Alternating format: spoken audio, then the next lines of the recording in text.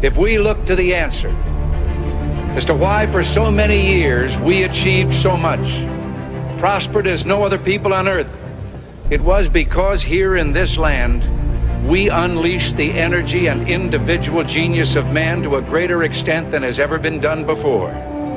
Freedom and the dignity of the individual have been more available and assured here than in any other place on earth. The price for this freedom at times has been high, but we have never been unwilling to pay that price. Those who say that we're in a time when there are no heroes, they just don't know where to look. The sloping hills of Arlington National Cemetery, with its row upon row of simple white markers bearing crosses or stars of David, they add up to only a tiny fraction of the price that has been paid for our freedom. Each one of those markers is a monument to the kind of hero I spoke of earlier.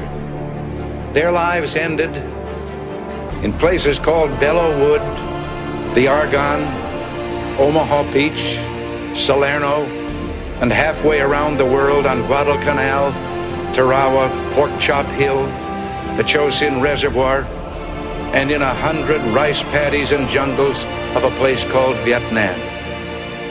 Under one such marker lies a young man, Martin Treptow, who left his job in a small-town barber shop in 1917 to go to France with the famed Rainbow Division. There on the Western Front, he was killed trying to carry a message between battalions under heavy artillery fire. We're told that on his body was found a diary. On the flyleaf, under the heading, "My Pledge," he had written these words: "America must win this war.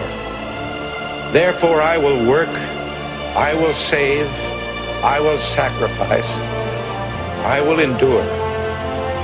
I will fight cheerfully and do my utmost as if the issue of the whole struggle depended on me alone."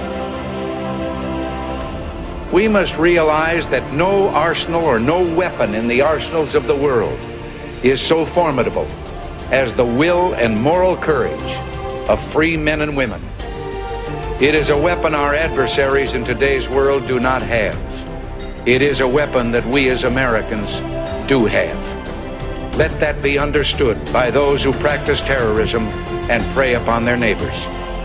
As for the enemies of freedom, those who are potential adversaries, they will be reminded that peace is the highest aspiration of the American people.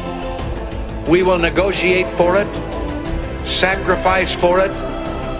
We will not surrender for it now or ever.